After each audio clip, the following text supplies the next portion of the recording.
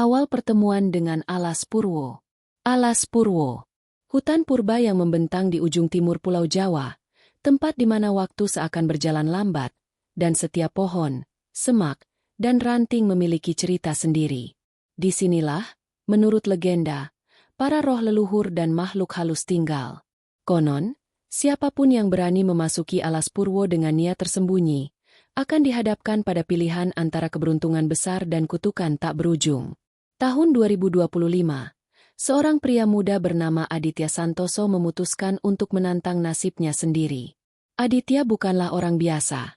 Ia lahir dari keluarga menengah, tetapi ambisinya melebihi kemampuan finansialnya. Ia ingin cepat kaya, ingin nama dan kekuasaannya diakui. Cerita tentang Alas Purwo yang mampu mengabulkan permintaan melalui perjanjian darah, terdengar baginya seperti jawaban dari semua doanya yang tertunda. Aditya tiba di kaki hutan saat matahari masih malu-malu menyingkap cahaya di ufuk timur. Ia membawa tas ransel berisi bekal seadanya, beberapa lilin, dan sebilah keris peninggalan kakeknya yang katanya mampu melindungi pemiliknya dari kekuatan jahat. Di sisi lain, ia membawa catatan tua dari seorang dukun yang menyebutkan ritual perjanjian darah dengan syarat yang jelas. Jika kau menandatangani kontrak dengan darah, harta akan mengalir. Tapi jiwa tak akan bebas selamanya. Langkah pertama Aditya memasuki Alas Purwo membuatnya merinding. Udara terasa lembab dan berat. Aroma tanah basah bercampur wangi hutan purba yang sudah lama tidak terjamah manusia. Burung-burung jarang terdengar. Seakan hutan ini menahan napas, menunggu kehadirannya. Semakin dalam ia melangkah, bayangan pepohonan menjulang tinggi, seakan menjadi penjaga yang menatap setiap gerakannya. Di tengah perjalanan, Aditya bertemu seorang tua misterius bernama Mbah Gito, penunggu Alas Purwo yang hidup sendirian di gubuk reot dekat pohon beringin tua. Mbah Gito berbicara dengan suara serak namun tegas. Anak muda, jangan kau cari kaya di sini. Harta yang diberikan Alas Purwo selalu dibayar mahal. Namun, ambisi Aditya terlalu besar. Ia meyakinkan dirinya bahwa kutukan hanyalah cerita untuk menakut-nakuti. Dalam hatinya, ia menyiapkan ritual malam itu juga, di lokasi yang konon menjadi pusat kekuatan, Alas Purwo, di sekitar sebuah telaga tua yang disebut Telaga Wedi Bumi. Malam tiba. Aditya menyalakan lilin-lilin, menggambar lingkaran ritual dengan kapur putih, dan mengeluarkan keris kakeknya. Udara semakin dingin. Angin berdesir seolah membawa bisikan dari pepohonan. Tiba-tiba, bayangan gelap muncul dari permukaan telaga. Suara lembut namun menusuk hati terdengar. Siapa yang berani meminta harta pada hutan ini, harus membayar dengan darah dan jiwa. Aditya, dengan tangan gemetar tapi tekad membara, menorehkan darah dari jarinya ke atas keris, dan menyebut nama serta niatnya untuk kaya. Seketika, angin berhenti, telaga tenang kembali, dan hutan seakan menahan napas. Ia merasa seolah kekuatan besar menyerap darahnya, menandakan kontrak telah terbentuk. Namun, dalam diam, ia tidak menyadari bahwa bayangan lain mengintai dari balik pepohonan. Makhluk yang bukan manusia, bukan binatang, tetapi penjaga kutukan. Hanya satu hal yang jelas, hidup Aditya tidak akan pernah sama lagi. Ambisinya telah membuka pintu pada kekuatan yang lebih besar dari yang bisa ia bayangkan. Dan setiap langkah selanjutnya akan menentukan apakah ia menjadi kaya atau hancur oleh kutukan Alas Purwo. Bayangan yang mengintai. Semalaman Aditya tidak bisa tidur. Lilin-lilin yang ia nyalakan di lingkaran ritual telah habis, meninggalkan telaga dan pepohonan yang hanya diterangi cahaya rembulan pucat. Di antara rimbunnya Alas Purwo, suara alam terdengar begitu hidup, desiran angin, gemerisik daun, bahkan desir air dari telaga seolah menanggapi detak jantungnya. Ia merasa seolah hutan itu menatapnya, menunggu langkahnya berikutnya. Keesokan paginya, Aditya mencoba meyakinkan dirinya bahwa ritual semalam hanyalah efek sugesti. Namun, rasa aneh terus menggantung. Telaga Wedi Bumi yang semalam tenang kini terlihat beriak tanpa angin, seakan ada sesuatu bergerak di bawah permukaannya. Bahkan binatang-binatang yang biasanya bersembunyi pun menatapnya dengan mata tajam dari balik semak. Saat ia menelusuri jalan setapak kembali ke gubuk Mbah Gito, Aditya menyadari ada bayangan gelap yang mengikuti setiap gerakannya. Awalnya ia mengira itu hanya pohon yang bergoyang oleh angin, tapi bayangan itu tampak bergerak secara mandiri, seakan sadar dan memperhatikannya. Jantung Aditya berdetak lebih kencang, keringat dingin menetes di dahinya. Mbah Gito menatapnya dengan mata yang tajam namun penuh kepedulian ketika Aditya kembali ke gubuk. Tanpa banyak basa-basi, Mbah Gito berkata, "Kau telah membuat perjanjian, anak muda. Tapi kutukan tidak akan langsung datang." Ia diam, menunggu saat kau lengah. Aditya menolak untuk percaya sepenuhnya. Baginya, yang penting adalah kekayaannya akan datang. Tapi Mbah Gito melanjutkan, "Harta yang kau dapat akan muncul, tapi bukan hanya untukmu. Hati-hati, bayangan itu akan selalu mengikuti. Dan setiap permintaan yang kau buat, Alas Purwo menuntut sesuatu sebagai harga." Kata-kata itu menusuk telinga Aditya. Ia mencoba mengabaikannya, memilih untuk fokus pada target hidupnya, uang, properti, dan pengaruh. Namun, sepanjang perjalanan pulang ke desa, ia merasakan sesuatu yang dingin menyusup di tubuhnya. Bayangan yang semalam mengikuti kini tampak lebih jelas, melayang di antara pepohonan dengan bentuk samar-samar. Kadang seperti manusia, kadang seperti kabut gelap yang menelan cahaya. Malam itu, ketika ia kembali ke rumah kontrakannya di pinggiran Banyuwangi, keanehan semakin terasa. Suara langkah kaki di halaman, pintu yang berdecit sendiri, dan bayangan yang bergerak di sudut kamar membuatnya terjaga sepanjang malam.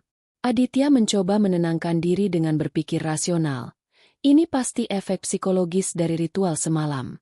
Tapi dalam hatinya, ketakutan mulai tumbuh. Beberapa hari kemudian, perubahan mulai terlihat. Aditya menemukan sejumlah uang misterius masuk rekeningnya, klien baru yang memberinya proyek besar, dan tawaran bisnis yang menggiurkan datang seolah dari langit. Ambisinya seakan terjawab. Tapi bersamaan dengan itu, ia mulai mengalami mimpi buruk yang sama setiap malam. Bayangan gelap dari hutan yang menatapnya dengan mata merah, suara bisikan yang mengatakan, "Kau telah menandatangani kontrak. Bayarlah." Suatu malam, Aditya memutuskan untuk kembali ke Alas Purwo, mencari jawaban. Ia membawa keris peninggalan kakeknya, lilin, dan catatan ritual dukun. Saat memasuki hutan, aroma tanah basah dan daun membusuk menyambutnya seperti peringatan. Semakin jauh ia berjalan, ia menyadari bahwa bayangan yang selalu mengintai kini muncul di jalannya, mengikuti tanpa henti. Aditya berhenti, menatap bayangan itu. Ia ingin lari, tapi kakinya terasa berat. Suara serak terdengar dari pepohonan. Harta datang, tapi jiwa terikat. Setiap keinginan baru akan menambah bebanmu. Kau sudah memilih jalan ini. Tiba-tiba, bayangan itu berubah bentuk menjadi sosok manusia dengan mata merah menyala, kulit gelap seperti arang, dan senyum tipis yang menakutkan. Sosok itu tidak menyerang, tapi berdiri di depannya, menunggu. Aditya menyadari, dengan kengerian yang menusuk, bahwa inilah wujud kutukan yang mengikuti setiap langkahnya, penjaga perjanjian darah di Alas Purwo. Dan harganya, ia sadar, belum dimulai. Bisikan dari bayangan. Sejak malam itu, hidup Aditya berubah. Setiap langkahnya terasa diawasi, setiap keputusan terasa berat. Ia mulai menyadari bahwa kekayaan yang mengalir ke tangannya bukanlah hadiah semata, melainkan bayaran awal dari perjanjian yang baru saja ia buat. Di kantor, klien-klien datang tanpa alasan, uang masuk dengan cepat, tetapi mimpi buruk dan bisikan tak pernah berhenti. Aditya mencoba berbicara pada sahabatnya, Raka, tentang apa yang dialaminya. Raka, yang selalu realistis, tertawa kecil. Santai, itu cuma stres karena ambisimu besar. Jangan percaya cerita hutan dan kutukan. Kamu cuma terlalu memikirkan uang. Namun, malam berikutnya, mimpi Aditya semakin nyata. Ia kembali melihat bayangan itu. Sosok tinggi, kulit hitam seperti arang, mata merah menyala, berdiri di tepi telaga. Sosok itu tidak bergerak, hanya menatapnya. Tapi ia bisa merasakan bisikan di kepalanya. Setiap keinginan baru, setiap harta yang kau ambil, akan menambah hutangmu pada kami. Aditya terbangun dengan napas terengah-engah. Tubuh dingin menggigil. Ia mencoba menenangkan diri, menilai kembali perjanjian yang dibuatnya. Namun hati kecilnya merasakan ketakutan yang nyata. Ini bukan mimpi biasa. Ia sadar, ia sedang berhadapan dengan sesuatu yang melampaui nalar manusia. Keesokan harinya, ia mencoba mencari Mbah Gito lagi. Ia ingin mencari jawaban, atau bahkan cara untuk membatalkan perjanjian itu. Tapi gubuk Mbah Gito sudah kosong. Hanya tersisa bekas asap lilin dan lingkaran kapur yang memudar di tanah. Mbah Gito tidak ada, seolah lenyap begitu saja. Aditya merasakan hawa dingin menelusup, dan pepohonan di alas Purwo tampak lebih rapat, seakan menutup jalannya keluar. Hari-hari berlalu, dan bisikan itu semakin sering muncul. Aditya mulai merasa dirinya diawasi bahkan di luar hutan. Bayangan itu muncul di sudut kamar, di halaman rumah, bahkan di balik kaca mobilnya. Terkadang sosok itu hanya menatap, terkadang menampakkan senyum yang menusuk. Setiap kali Aditya mencoba mengabaikannya, kekayaan yang datang padanya mulai terasa lebih berat. Proyek-proyek besar yang awalnya menguntungkan mulai menimbulkan masalah hukum, kontrak yang mudah ternyata penuh jebakan, dan persahabatan mulai retak karena ia terlalu sibuk dan paranoid. Pada suatu malam, Aditya duduk di depan telaga buatan di halaman rumahnya, menatap air yang tenang. Ia mencoba merasakan energi ritual yang dulu ia lakukan di alas Purwo. Tiba-tiba, permukaan air beriak, meski tidak ada angin. Sosok bayangan itu muncul di tengah-tengah riak, menatapnya dengan mata merah menyala. Suara serak terdengar. Kau menginginkan lebih. Kami hadir untuk mengingatkan harga yang harus kau bayar. Tidak ada jalan kembali tanpa pengorbanan. Aditya gemetar, menatap bayangan itu dan mencoba berkata, Aku ingin membatalkan perjanjian ini. Aku tidak siap menghadapi ini. Namun sosok itu hanya menatap, tanpa kata. Hanya ada satu pesan yang tersisa di udara. Rasa takut, tekanan, dan kewajiban. Aditya sadar, ini bukan sekadar hantu atau ilusi. Ia sedang berada di dalam kontrak hidupnya sendiri, perjanjian darah yang tidak bisa diingkari. Semakin hari, ia merasakan sesuatu yang lebih buruk dari mimpi buruk. Kemampuan untuk menikmati kekayaan perlahan menghilang. Setiap keberuntungan terasa pahit, setiap senyuman terasa dipaksakan, dan setiap malam ia mendengar bisikan yang sama. Harta datang, tetapi jiwa tetap terikat. Jangan berharap lepas tanpa membayar harga yang sejati. Aditya menyadari, kekayaan bukan lagi tujuan akhir. Yang ia hadapi sekarang adalah pertempuran hidupnya dengan bayangan yang tidak bisa ia hindari.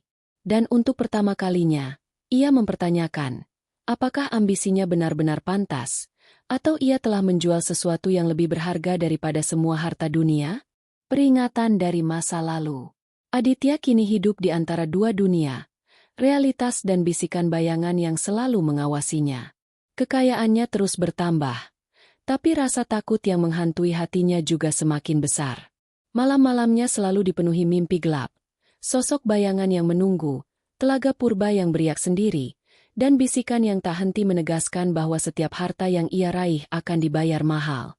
Suatu hari, saat ia sedang menelusuri arsip keluarga tua untuk mencari asal-usul keris peninggalan kakeknya, Aditya menemukan buku harian yang terlupakan. Buku itu milik kakeknya sendiri, Raden Santoso, seorang pria yang dikenal bijak namun misterius. Tangan Aditya gemetar saat membuka halaman pertama. Tulisan kakeknya rapi namun penuh simbol aneh. Siapapun yang mencari kekayaan melalui alas Purwo, harus tahu harga yang harus dibayar.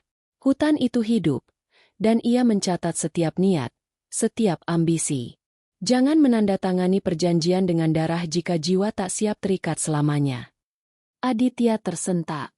Semua yang dialaminya selama ini, bayangan, bisikan, mimpi buruk, ternyata bukan kebetulan.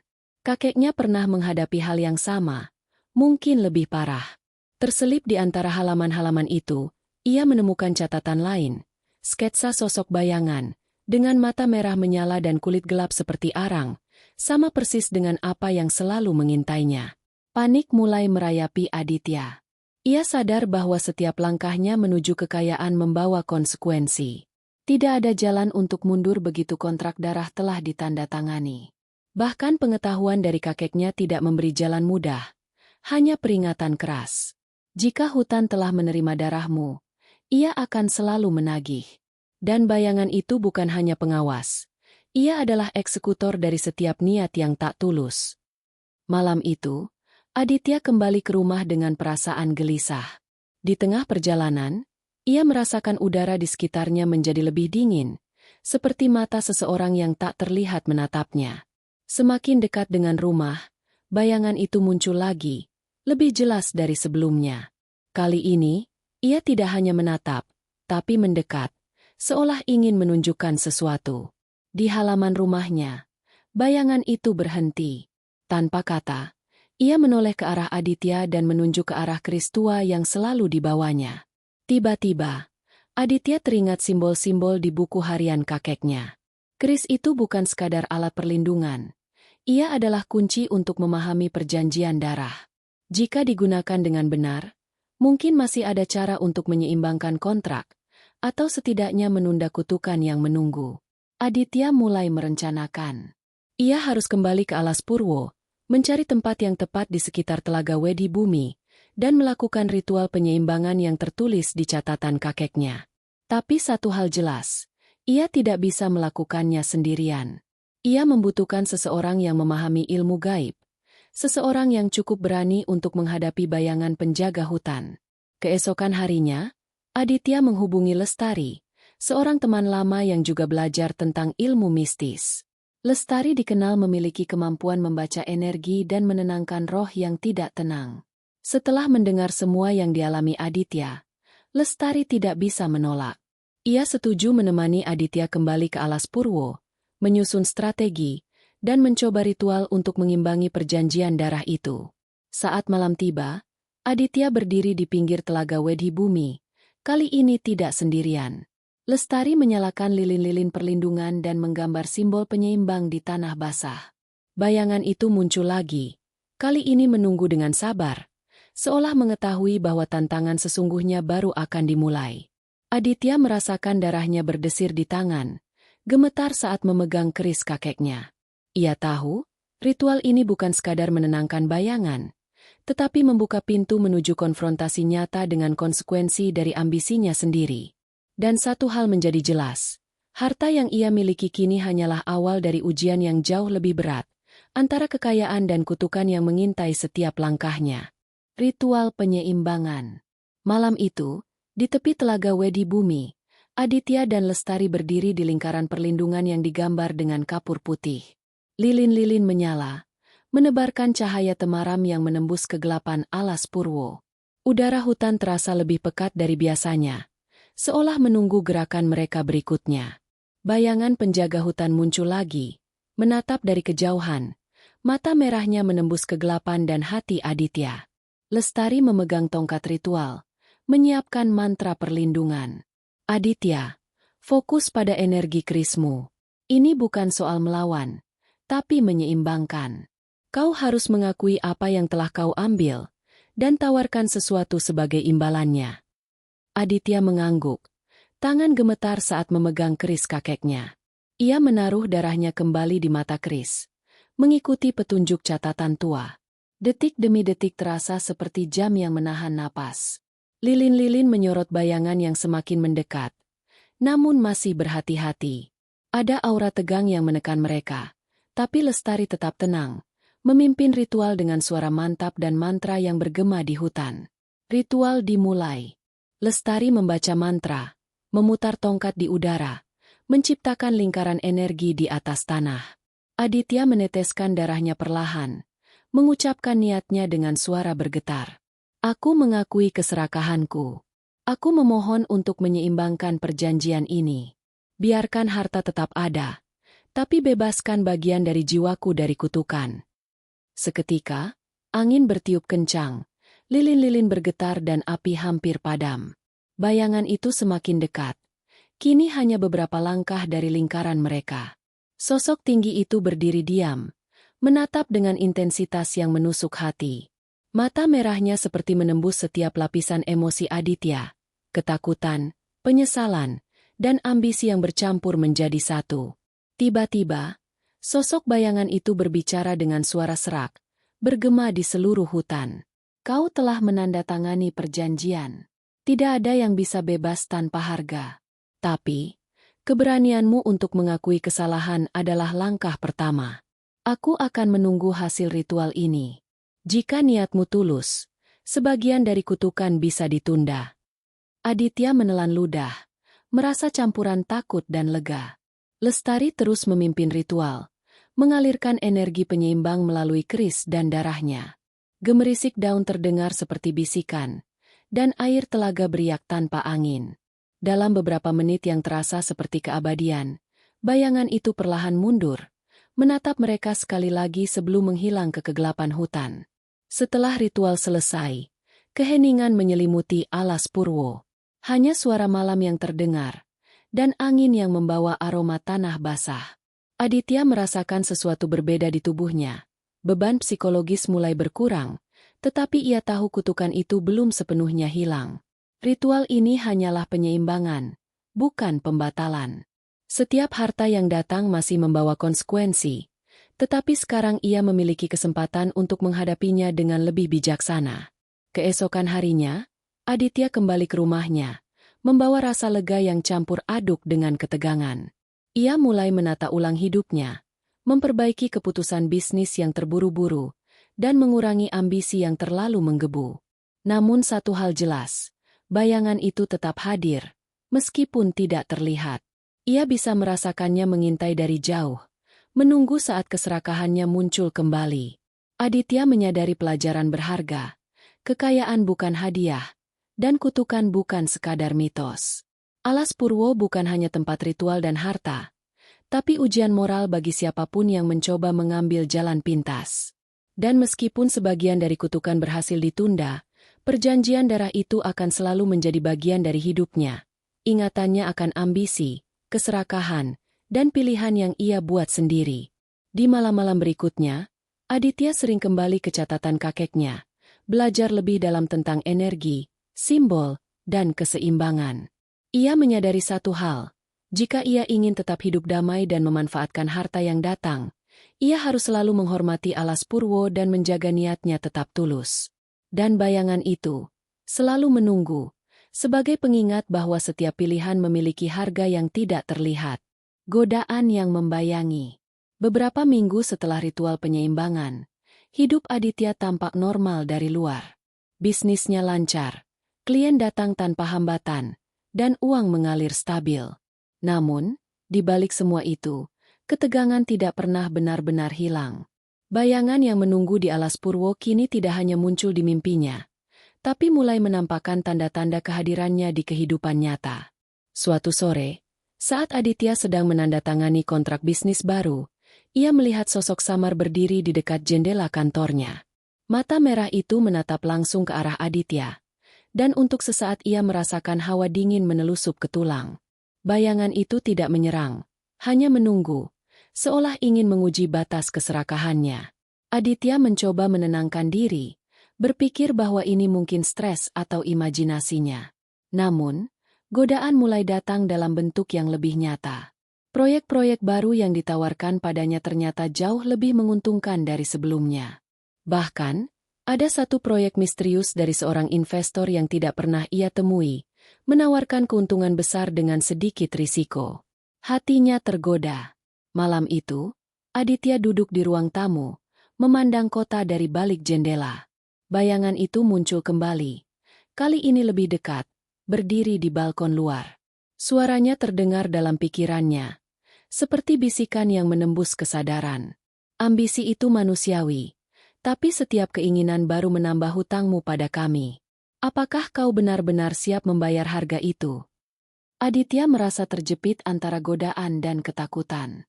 Setiap proyek baru berarti uang lebih, pengaruh lebih, dan prestise lebih. Tetapi setiap keputusan juga berarti bayangan itu semakin dekat dan hutang pada alas Purwo semakin menumpuk.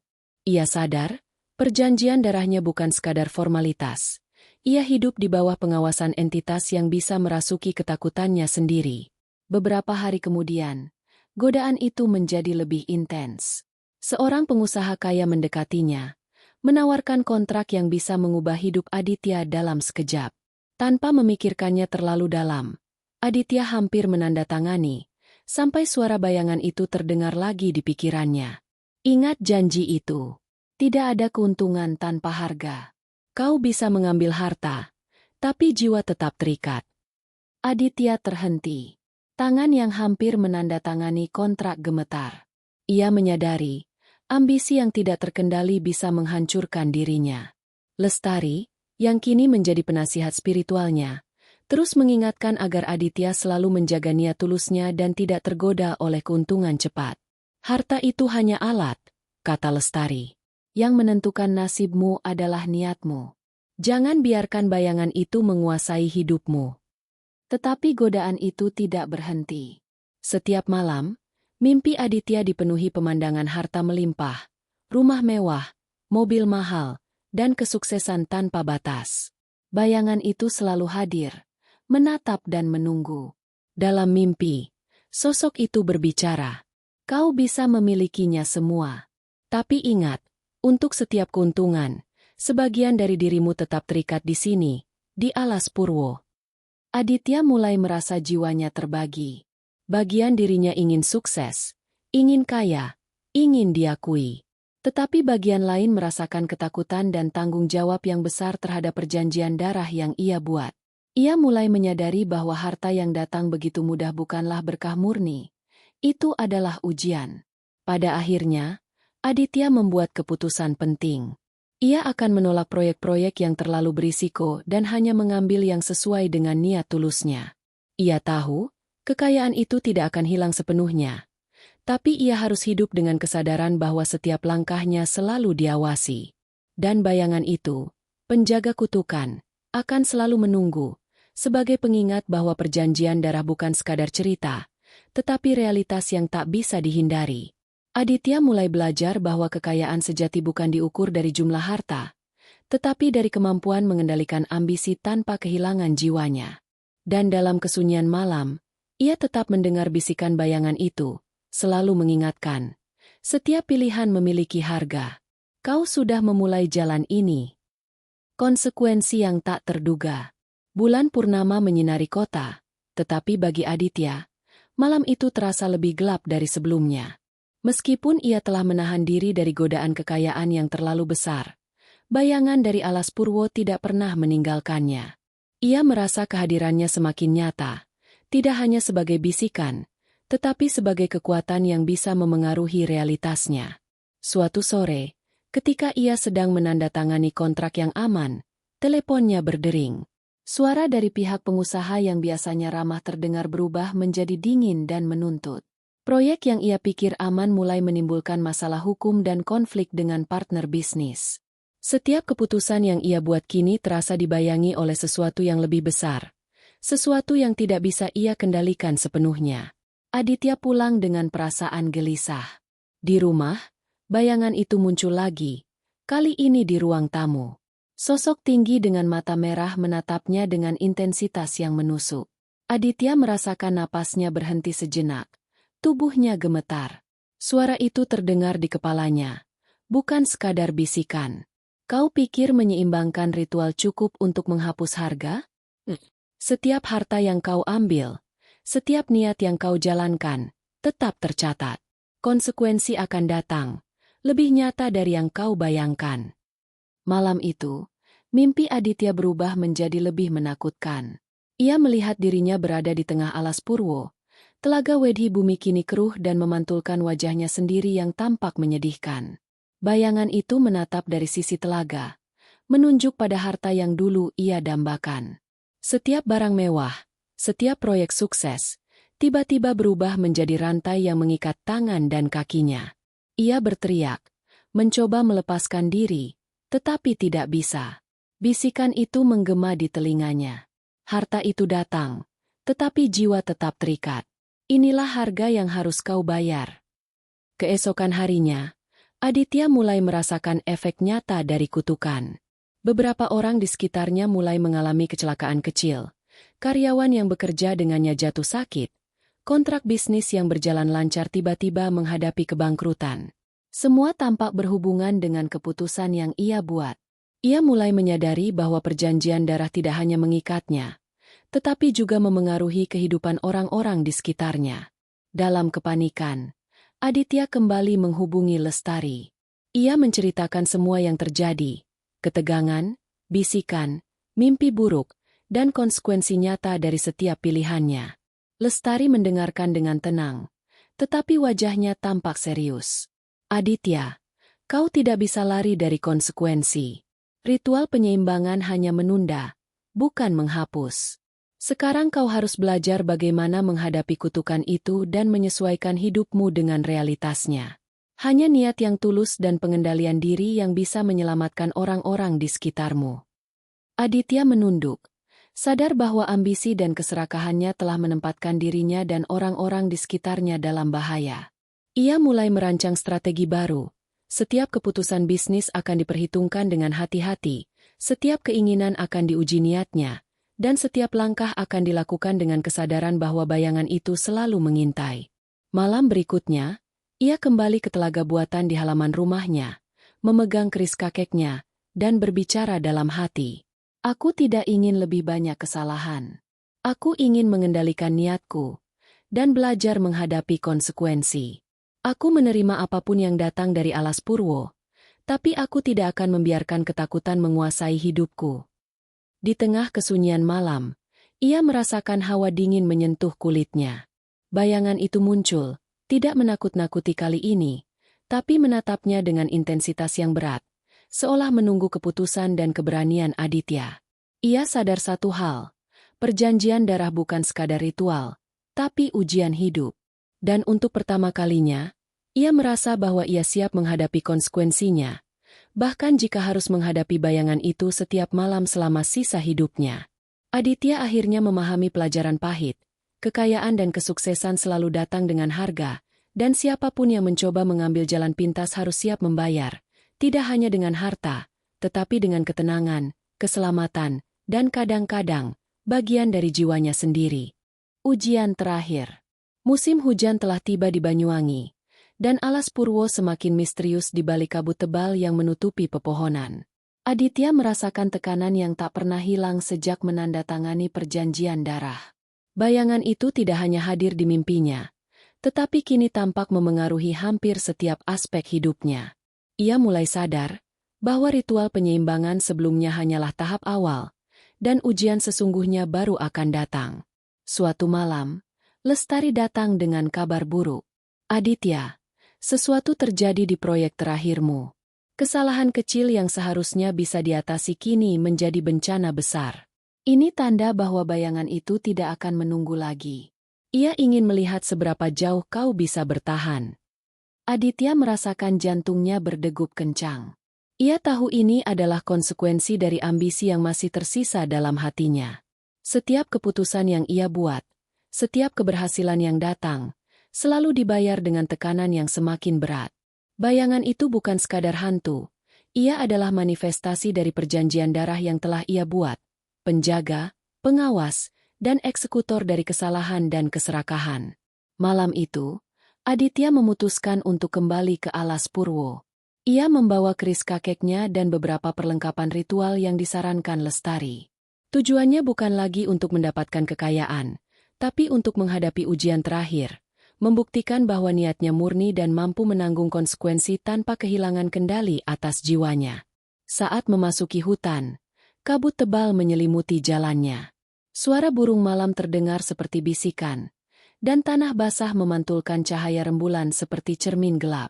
Semakin jauh ia berjalan, bayangan itu muncul, lebih nyata dari sebelumnya.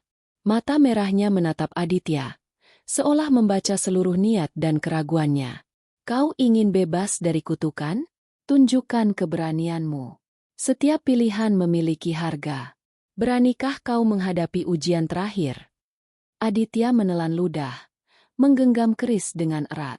Lestari mulai membacakan mantra perlindungan, menciptakan lingkaran energi di sekitar telaga Wedhi Bumi. Kali ini, Ritual berbeda dari sebelumnya. Ia bukan sekadar menyeimbangkan energi, tetapi harus menghadapi bayangan secara langsung. Detik demi detik terasa seperti jam yang menahan napas. Bayangan itu tiba-tiba bergerak lebih cepat, menutupi seluruh lingkaran. Suaranya bergema di telinga Aditya dan Lestari. Tunjukkan niatmu. Jika kau masih serakah, kami akan mengambil apa yang pantas bagi kami. Jika kau tulus, sebagian dari kutukan bisa dilepas. Aditya menutup mata, memusatkan seluruh keberanian dan niatnya. Ia mengingat perjalanan hidupnya, keserakahan, ambisi, konsekuensi nyata yang ia alami, dan semua orang yang terkena dampaknya. Dengan suara gemetar namun tegas, ia berkata, "Aku tidak ingin mengambil lebih dari yang pantas. Aku menerima tanggung jawab atas semua pilihan. Aku ingin hidup dengan niat tulus, tanpa membiarkan ambisi menghancurkan orang lain." Seketika, bayangan itu berhenti. Mata merahnya menatap dalam, seakan menilai kebenaran hatinya. Angin berhenti, air telaga kembali tenang, dan kabut perlahan menghilang. Lestari menepuk bahunya, memberi tanda bahwa ritual berhasil. Bayangan itu mundur ke hutan, meninggalkan ketenangan yang belum pernah ia rasakan sebelumnya. Aditya tersungkur di tanah. Tubuhnya lelah tetapi hatinya lega. Ia sadar, harta dan kesuksesan akan tetap datang. Tapi kini ia memegang kendali atas niatnya sendiri. Perjanjian darah telah diuji, dan ia berhasil menghadapi ujian terakhir, dengan keberanian, kesadaran, dan ketulusan. Namun satu hal tetap jelas, Alas Purwo selalu mengawasi. Bayangan itu tidak hilang sepenuhnya. Ia ada sebagai pengingat bahwa setiap pilihan memiliki harga, dan manusia yang serakah selalu diuji. Aditya tersenyum tipis, menyadari bahwa kekayaan sejati bukanlah harta, tetapi kemampuan mengendalikan diri dan menjaga niat tetap tulus di tengah godaan dan kutukan yang mengintai. Warisan Alas Purwo. Setelah menghadapi ujian terakhir di Telaga Wedhi Bumi, Aditya merasa seolah membawa beban sekaligus kebebasan. Bayangan itu memang tidak hilang, tapi kini keberadaannya menjadi pengingat, bukan ancaman yang menakutkan. Dalam hati, ia menyadari bahwa kekayaan dan kesuksesan bukan tujuan utama. Yang paling penting adalah bagaimana ia menggunakan harta dan pengaruhnya tanpa membiarkan ambisi menghancurkan dirinya atau orang lain. Hari-hari berlalu. Aditya mulai menata hidupnya dengan bijaksana. Ia memperbaiki hubungan dengan teman-teman dan karyawan yang pernah terkena dampak pilihannya. Ia menolak tawaran proyek yang berisiko tinggi hanya demi keuntungan cepat, dan mulai fokus pada usaha yang memberdayakan orang lain, bukan sekadar mengumpulkan uang. Setiap keputusan diambil dengan pertimbangan niat dan dampaknya, bukan semata untuk ambisi pribadi. Lestari tetap menjadi pendamping spiritualnya, membimbingnya menghadapi energi yang masih tersisa dari Alas Purwo. Bersama, mereka membangun ritual perlindungan sederhana di rumah dan tempat kerja Aditya, untuk memastikan bayangan itu tidak memengaruhi orang lain. Perlahan, ketegangan dan rasa takut yang dulu menyelimuti hidupnya berkurang, digantikan dengan rasa tanggung jawab dan kesadaran yang lebih mendalam. Namun, ada satu hal yang selalu membekas di ingatan Aditya. Malam-malam di Alas Purwo, ketika bayangan itu menatapnya dengan mata merah yang menembus jiwanya. Ia menyadari, pengalaman itu bukan sekadar kutukan, tapi pelajaran hidup. Alas Purwo mengajarkannya tentang harga dari ambisi, batas manusia, dan pentingnya niat tulus dalam setiap tindakan. Kekayaan yang datang setelah perjanjian darah itu hanyalah alat, bukan tujuan. Tahun demi tahun berlalu. Aditya kini menjadi sosok yang dihormati, bukan karena kekayaannya semata, tetapi karena kebijaksanaan yang ia miliki. Ia berbagi pengalaman dan pengetahuannya dengan generasi muda, mengingatkan mereka tentang bahaya ambisi buta dan pentingnya menghargai alam serta energi yang tak terlihat. Telaga Wedhi Bumi, hutan, dan bayangan itu tetap menjadi bagian dari hidupnya, meski tidak lagi menakutkan. Ia menganggapnya sebagai pengawas tak terlihat yang menjaga agar niat manusia tetap lurus. Pada suatu malam, ketika ia duduk di tepi telaga buatan di rumahnya, Aditya merasakan hawa dingin menyapu wajahnya. Bayangan itu muncul di kejauhan, berdiri tegak dengan mata merah yang lembut kali ini. Tanpa kata, Ia hanya menatap dan menghilang ke kegelapan hutan, meninggalkan ketenangan yang dalam. Aditya tersenyum. Ia tahu, kontrak darah itu tidak pernah benar-benar hilang, tapi kini ia mampu menyeimbangkan hidupnya dengan bijaksana. Cerita hidupnya menjadi pelajaran bagi siapapun yang ingin mengambil jalan pintas untuk kekayaan. Jalan pintas selalu memiliki harga, dan konsekuensi tidak hanya datang kepada pelaku, tetapi bisa berdampak pada orang-orang di sekitarnya.